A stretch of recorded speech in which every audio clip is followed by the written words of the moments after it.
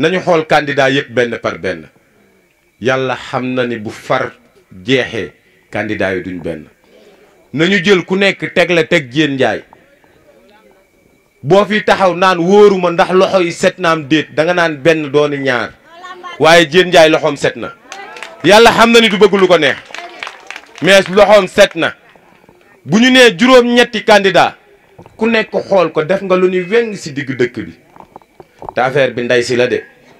te Diène nag daa bëgg yaayam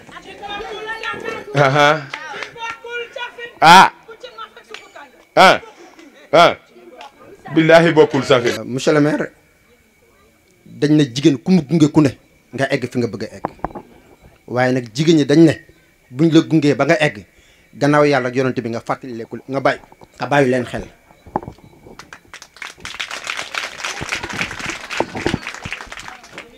jigéen ñi bu ñu takkoo rek ne la yow la rek ndax danga leen a woon li tax ñu ne yow la waaye dama lay ñaan bu la yàlla mayee ba nga egg sa 16 ba nga fàttaliku jigéen dañoo toog ba 22 heures di la gunge pour nga toog ci 16. monsieur le maire yombatul fi mu toll nii waxtu bii nga fekk jigéen toog di xaar nit ndax am nañ activité bu ñuy def jigéen ñi dañoo soxla développement damaa bëgg nga jigéen ñi nga gunge leen ci développement ndax kaay ma may la saa su nekk bis boo fi nekkulee ñu sonn waaye boo fi nekkulee da nga wan leen nan la ñuy amee xaalis boo fi nekkulee suba ñu mën a demal seen bopp jigéen ñoo yor kër yi de jigéen ñi ñoo yor kër yi ndax ñun góor yi suñu dépense matatul mais boo ñëwee ci kër gi nga fekk fa ceeb bu neex nga cek fa ginaar bu ñu roof di gërëm tamit madame Ndiaye lu tax ma koy gërëm ndax ñun dañu yor benn mouvement bu ñu naan mouvement Sofora Jamora ñu teg ci jàppoo déggoo pour le développement waaye développement dañ ne pour le développement des femmes lu tax ndax boo xoolee jigéen lu ci ëpp léegi ci mbindaan gi lañ nekk daan sa doole la waaye du métier bañ a tëdd seen kër di nelaw la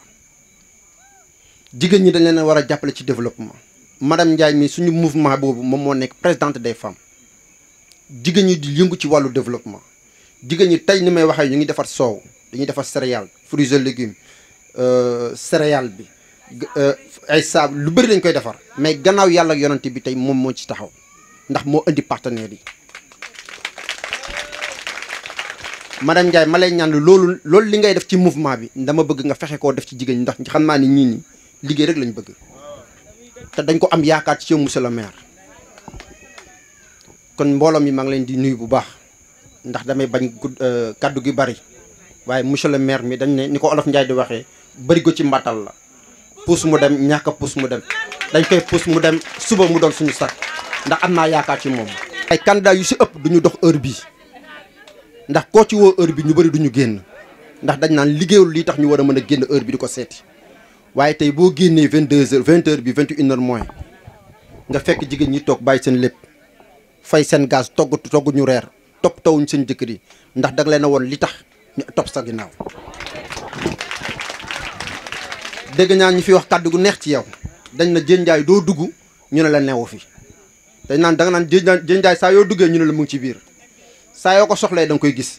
ñaan naa la bis boo toogee na oyofee noonu de continuer oyofee noonu monsieur le maire doo changer numéro doo changer portable doo joxe beneen jikko te doo changer kër it ndax ñu si ëpp bés bu ñu jekkoo changer kër kon dama lay ñaan monsieur le maire délégation bi nga àndal yal na la yàlla dooli sutura yal na la yàlla jàppale yal na la yàlla taxaw bu baax di leen wax kontaan naa jërëjëf ngeen baal ma ak tonton Ablaye Ba mention spéciale à vous. di wax ne man nit vision laay koy toppee. ne aussi monsieur Ndiaye on s'est connu en 2011 grâce à tonton Ablaye Ba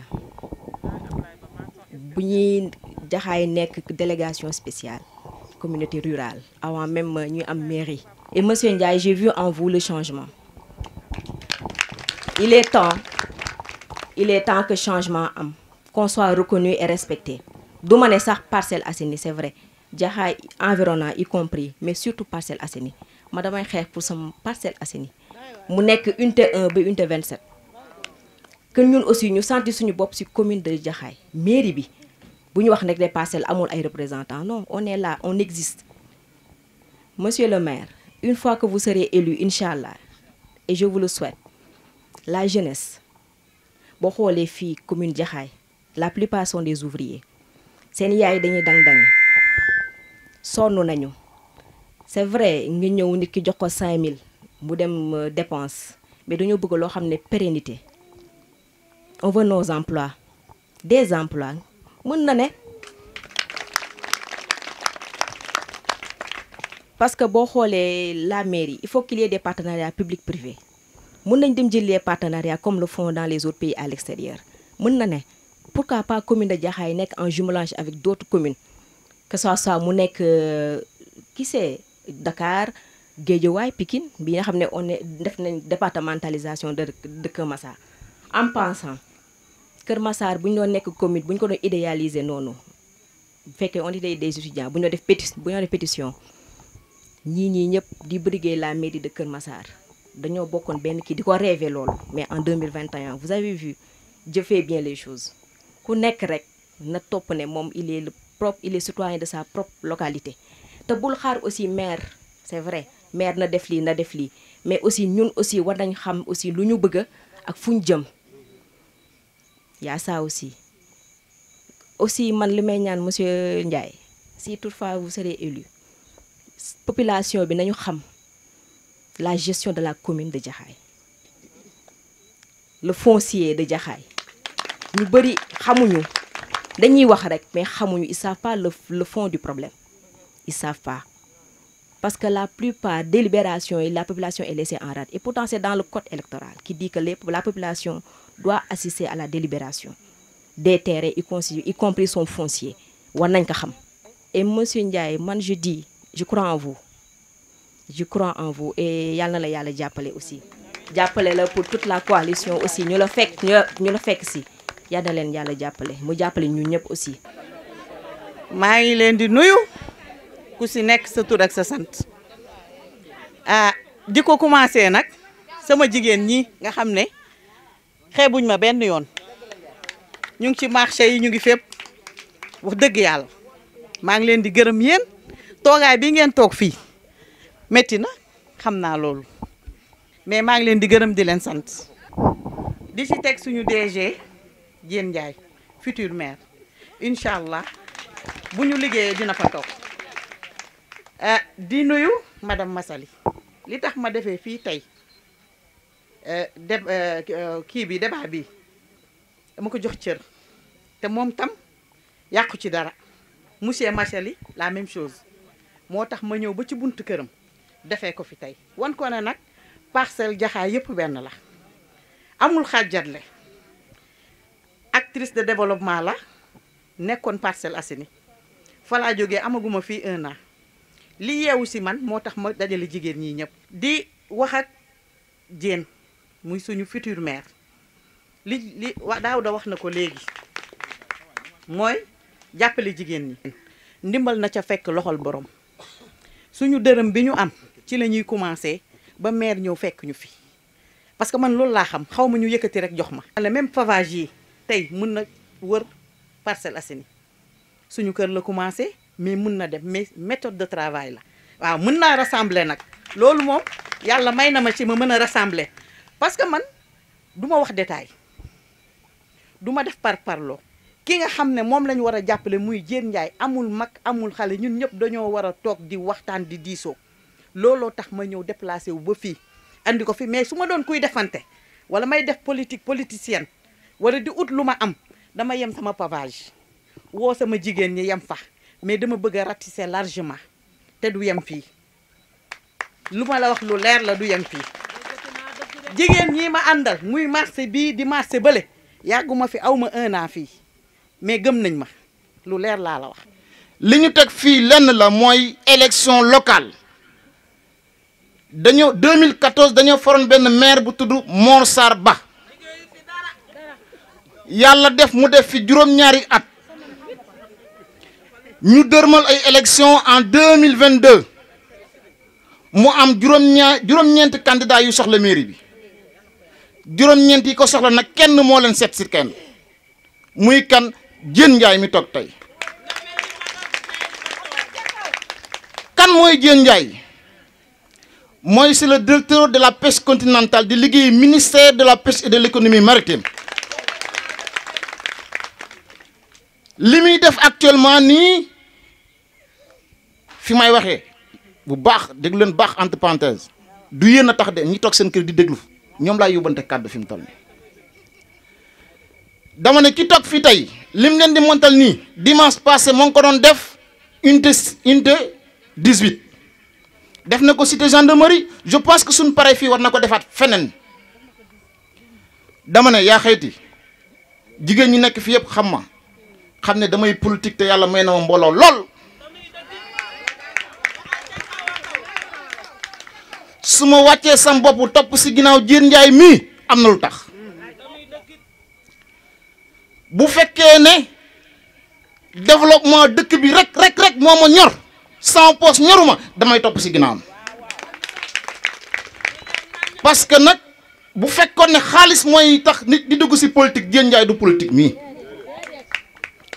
parce que nag il faut que ñenn ñi xam lan mooy poste direction kii dafa am lu muy gérer ci ministère de la pêche et de l'économie maritime ay poste de responsabilité yu am solo te ngeen xam ne loolu du poste électif loolu poste nomination la le président Macky Sall moo toog conseil des ministres mercredi mu jël décret présidentiel nommé ko jën ji toog waa léegi ñun suñ bëggee waa Jaxaay ñu am ay tali ñu am ay lampe créer emploi financer famille Diène Ndiaye lañ war a fal xam lu tax nañ ko jox poste électif nañu daagar nànk ba le 23 ñu jël suñu carte jox ko Diène Ndiaye su boobaa nag dinañ xam ndax dina liggéey wala du liggéey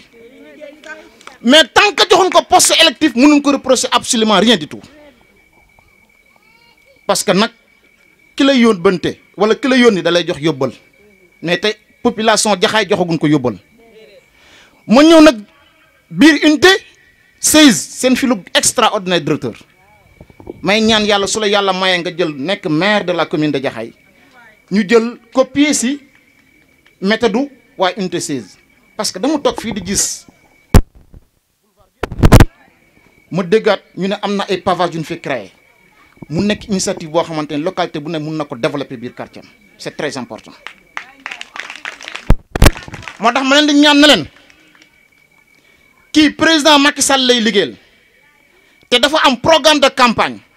ñun wax ñu ma Samba wax ñu ba Demba parce que ñun duñu tooñ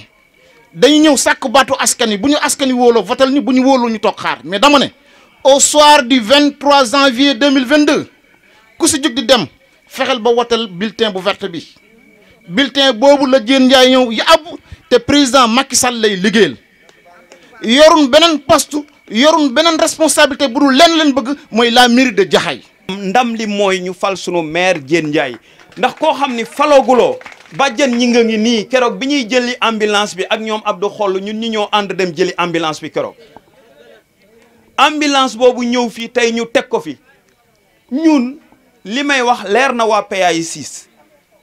tey xale yu bari ñu ngi leen di renvoyer ndax amuñu fuñ jàngee dem nañ ñu may ñu 6 salles de classe dossier yaa ngi nii ak man raison politique tax nanguwuñ ko def ba ay CG ñooy dem di tabax ay salles de classe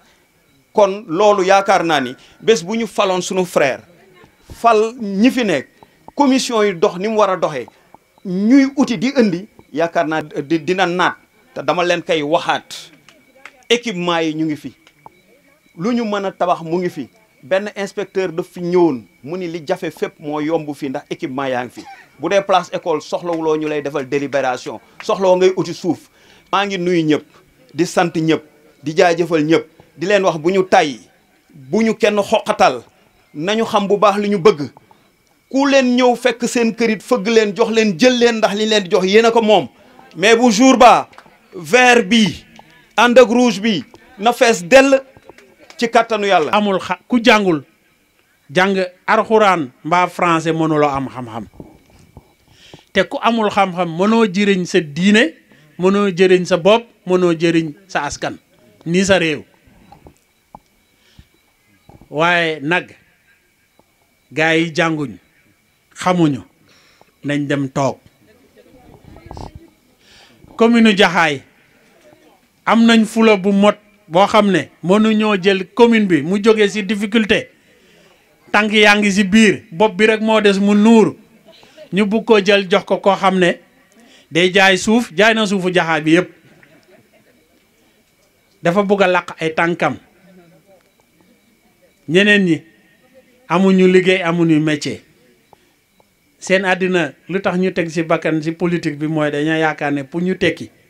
il faut ñu toog ci mairie bi Abdou wax na ko waaye jël ñi nga xam ne ñoo yàq suufu Jaxaay ñoo yàq commune bi di fi jël ay autorisation construire 25 000 francs di ko dugal seen poche bu ñu leen xam fii amuñu woon sax moto di jënd ay oto di jaay suuf am na si sax ñoo xam ne dañoo donnu terrain ne sax seen waajur dafa gaañu te seen waajur ñu ngi dund ñooñu nga xam ne buñ doon woote conseil municipal nit ñëpp ne na ñu def bañ gàcce ñoom ñoo doon laqatu di laaj ay 100 000 francs pour dem wooteel monsieur le maire te ñu ngi feete feneen il faut que ça soit très clair Jaxaay yéen a yore seen destin en main ñun dañ leen tàllal suñu loxo pour ngeen ñaanal ñu dënk leen seen li nga xam ne mooy seen moomeel ñu sàmmal leen ko defal seen li nga xam ne dëkk bu ne moom ngay tiitaroo mooy développement muy li nga xam ne mooy éclairage public li jeu d'enfant la xanaa bu ñu weeroo woon li nga xam ne talaat rek recopier yomb na waaye xam nga ne ku mosta jàng mënuloo recopier noo tax gars yi mënuñoo recopier bu ñu génnee fii Sénégal dugg ci yeneen communes yi 2 kilomètres 5 kilomètres nga commencé nekk ci lumière ba ngay génn dëkk ba waaye lamp yooyu état bi jaayu ko état bi daf koy joxe waaye nit ñi il faut ngeen jox seen kàddu koo xam ne am na yéene am na ouverture comme gars yi ñoom Ablaye Ba jaral na leen bañ a lekk jaral na leen bañ a naan pour lijjante mbiru nit ñi mais jox ko ñoo xam ne également am nañ ay culture boole yëfu nit comme ñi nga xam ne yéen ay yéen yëpp yore ngeen ay kuréel kenn ku nekk ci yéen mënoon na nekk conseil municipal parce que am ngeen xam-xam waaye conseil bi ñëpp mënuñ see dem donc ñi nga xam ne charge bi dafa metti je l'assume parce que damaa bëgg ñu gagner mais bëgg gagner boobu aussi pour que commune bi ku ci nekk bañ a wax liñ doon wax bu njëkk ba parcelle bi ne ñun de bokkuñu ci conseil bi amuñu commune Jaxaay amuñu commune cité gendarmerie commune Jaxaay parcelle la ñu wax but ba but ñoom ci lañ bokk madame Ndiaye liggéey bi door na góorgóorlu nga ci lii nii maa ngi ñaan ñëpp ñu jàpp ci ma bugg a leeral benn mbin balaa may jeexal ci financement famille mooy lu tax ñuy organiser lii nekkuñu ci campagne dóor bi ñëwagul lii xiir yi la dóor bi ñëwagul parce que en réalité boo buggee dem ci guerre da ngay organiser wu troupe yi ñu mobiliser leen nañu def ci unité bu nekk benn comité daa am nag ay exception yooyu luñ ciy wut mooy gën a dooleel gën a yokk doole bi pour que gars yi boo leen jógee gars yi xam ne yéen a jóg moo tax wax naa ko Ablaye dañuy organiser cité gendarmerie ñu am seen comité parce que am na homogénéité 20 am seen comité 19 am seen comité li tax ñu koy samp moo yéen boo leen jógee dugg ci kër proximité kenn du leen laaj foo leen jógee bu ñu def amalgame mën naa fi ñëw mais damay ñëw pour dolli leen doole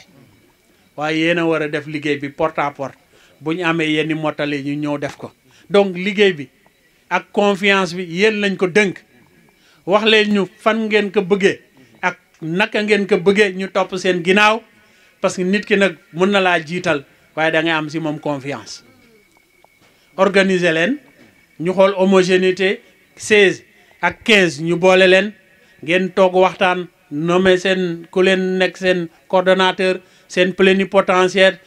xanaa moom mooy jël présidente commission des jeunes même si elle n'est plus jeune peut-être mais engagement bi nga am yàgg naa fi ñëw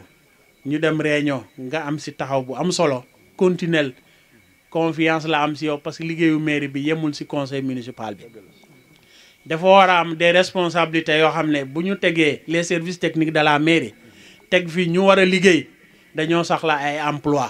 te emploi yooyu doomi commune bi ñoom ñoo si war a jiitu et on fera en telle sorte que en première année deuxième année qu'on ait une équipe municipale correcte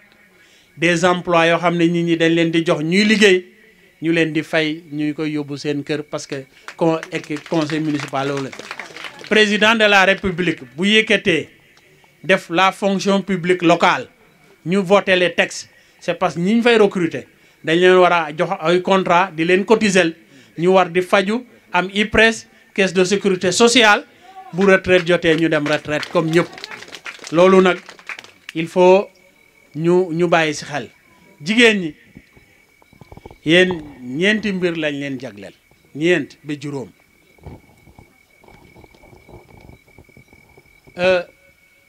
xam nañ seen soxla am na Abdou wax na ko xam naa ne dépense yi motul buñ leen joxee da ngeen ci yokk du dëgg boo leen defee seen nat li ngeen ci jëlee fayee ko scolarité élèves yi li ngeen ci jël da ngaan xam ne boo leen ci jënd yére ñun xam nañ da ngeen di cotiser bu baax ci li nga xam ne mooy dépense su kër yi waaye ànd yi ngeen ànd ak suñu nijaay yi ak suñu moroom yi ak suñu rakk yi àndu nawle la moo tax dañoo war a suqali li nga xam ne mooy seen koom-koom seen li nga xam ne moom ngeen di liggéey commencer par les marchés yi dañ leen war a restructurer organiser leen defal leen ay places yu rafet tabaxal leen ko mu am hygiène salubrité ngeen xam ne da ngeen si nekk di liggéey bu am solo nawet bu ñëwee ñun góor ñi ñun ñoo xel di dugg si parce que fii ñu ñëw daañu xam ne fii kat ñeme nañ faa dem gis nañ ñi ngeen tooge dem nañ fa waaye loolu yomb na suñu boroom parce que Jaxaay ku ko bugg a defar da ngay gestu d'abord le commerce parce que mooy suñu principal pourvoyeur d'emploi ñu teg si ngeen di def économie solidaire di nat seen 1000 francs seen 2000 seen 10 000 li tax ngeen koy def da ngeen di soxla financement yooyu daañ si dañu wax a jàppale seen mbir la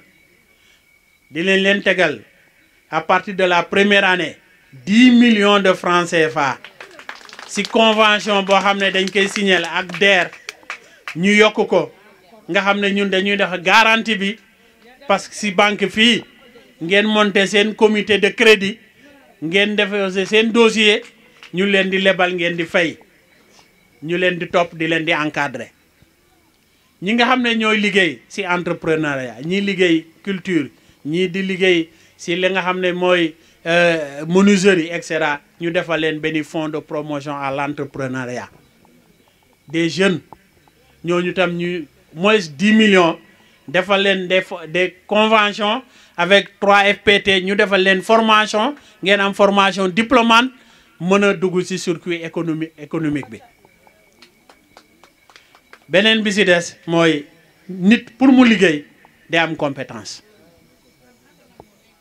ñu war leen a def formation naam am ngeen compétence parce que ku nekk ci yéen yaa ngi ci restaurant ba ku nekk ci yéen yaa ngi xëy dem marché te liñ lay wax boo ci concentré 5 minutes ngeen nekk ci ay ingénieur dañ leen defal ay séance de formation je prends l'engagement ici avec la commission entrepreneuriat des femmes pour que ñu defal leen ay financement ku fi yore groupement ku fi yore mouvement ku fi yore GIE dinañ la woo recenser la laaj la sa besoin de financement sa besoin de formation planifié jàppale la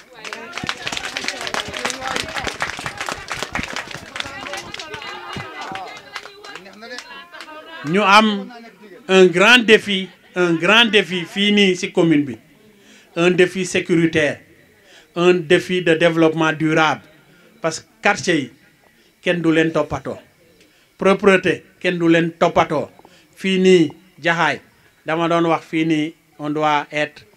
une commune verte dañoo war a samp garab dañoo war a nettoyer loolu nag programme spécial la parce que programme boo xam ne porteur de développement la loolu incha allah ma bëgg leen a yegal ñun président Macky Sall la ñuy liggéeyal président Macky Sall la ñuy liggéeyal waaye taxaw dafa jot balaa ñuy tabbi ci loxo cuune taxaw dafa jot balaa ñuy tabbi ci loxoy cuune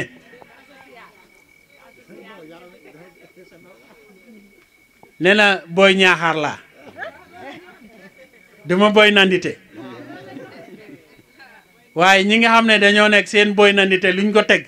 lu dul jël luubal alalu askan bi mooy seen nandite nañ leen laaj ñoom ñi nga xam ne xëyu ñu gontul bu may xëy 7 heures du matin dama leen di romb ñoom ñuy ne dañuy sport léegi bu ñu xëyee bugg di dawal ay 4x4 fan lañ koy jëlee lu dul ci suufu askan bi donc loolu ñun la redevabilité gestion saine daf ñoo war moo tax dañuy mettre en place dans chaque quartier délégué de quartier yi dañ leen war a valoriser da ngeen fi liggéey boobu kenn nekku fi ngeen taxaw téye quartier bi def ci seen fula ak fayda bu ñu jotee pour ñeen wàll premier trimestre incha allah dañ leen di def reconnaissance jox leen li nga xam ne moom la commune bi warook yéen ngeen mën di délibérer légalement jox leen seen registre parce que dëkk ay nitam la am c'est pas normal que ñu dem ay examen ñuy continuer au 21e siècle fii nii à 35 kilomètres de la commune ñuy nekk fii di def ay non pas abri provisoire ay audience foraine gars yi jël ko nag def ko mbapat tëdd si état civil bi ba tax toxu jaxaay mënuñoo bàyyi jaxaay bu campagne jotee di laa leen wax traître yi fu ñu féete bu campagne jotee di laa leen wax traître yi fu ñuy féete ku lay woo ay 3 heures du matin parce que bul bi changé na lu nekk ñu la koy wax te bi mbir ma ne demee neneen ba léegi dégguma ko waaye gëm yàlla moo am solo te yéen ñi nekk fi da ngeen gëm yàlla wu lu ma wóor la toppu leen commune bi parce que loo leen def seen poste parce que da ngeen tëdd waaw léegi nag ñi nga xam ne ñooy délégué yi dañuy def comité quartier bu nekk ñu def comité de quartier parce que ñoom ñoo xam yéen ay xam lu xew seen quartier yéen a xam loo leen fay soxla comme président